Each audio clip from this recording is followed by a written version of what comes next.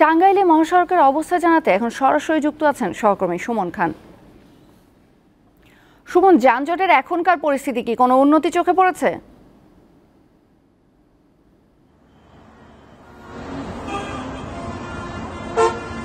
জি তৌসিয়া, আপনি যেমনটি বললেন, আসলে কালকে ঘরমুখ মানুষ, গার্মেন্টস ছুটি হয়েছে, মানুষ বাড়ি ফিরছে, সেজন্য বিকেল থেকে মহাসড়কে প্রচুর চাপ ছিল। এই চাপ থাকার কারণে ভোররাত পর্যন্ত আর কি মহাসড়কে ব্যাপক ভাবে আর কি গাড়ি বিভিন্ন সময় বিভিন্নভাবে গাড়ি দুর্ঘটনা ঘটে। গাড়িগুলো এই লক্কর গাড়িগুলো দুর্ঘটনার কারণে মূলত এই জ্যামের সৃষ্টিটা হয়। ভোর থেকেই এলাঙ্গা থেকে বঙ্গবন্ধু সেতু পর্যন্ত প্রায় 14 কিলোমিটারের যানজটের সৃষ্টি হয়। সেই যানজটের জটলা ছাড়াতেই হাইওয়ে পুলিশ কাজ করছে। হাইওয়ে পুলিশের সাথে আমি কথা বলেছি, তিনি আমাকে জানিয়েছেন যে রাতে দফায় দফায় টোল বন্ধ হয়, এটা একটা কারণ।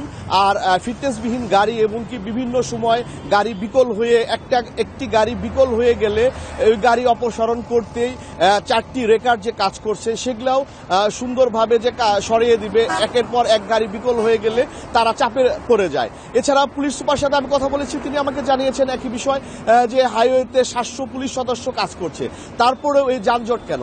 এই যানজটের মূল বিষয়টি হচ্ছে যে আমাদের এলাঙ্গা থেকে বঙ্গবন্ধু সেতু পর্যন্ত যে গলার কাটা 13 কিলোমিটারের গলার কাটা রাস্তার সাচেট 2 প্রকল্পের যে কাজটা এটা সম্পূর্ণ হয়নি। এর কারণে মূলত যানজটের সৃষ্টি হয়। এলাঙ্গা থেকে বঙ্গবন্ধু সেতু পর্যন্ত ওয়াল লেন হওয়ার কারণেই মূলত এই যানজটের সৃষ্টি হয়। তো সার্বিক বিষয়, প্রশাসনের পাশাপাশি ফায়ার সার্ভিসের 4টি ইউনিট কাজ করছে, যে বিভিন্ন সময় যে গাড়ি বিকল হয়ে যায় তার পাশাপাশি মানুষকে উদ্ধার করা। সহকর্মী সুমন খান জানাচ্ছিলেন টাঙ্গাইল মহাসড়ক থেকে।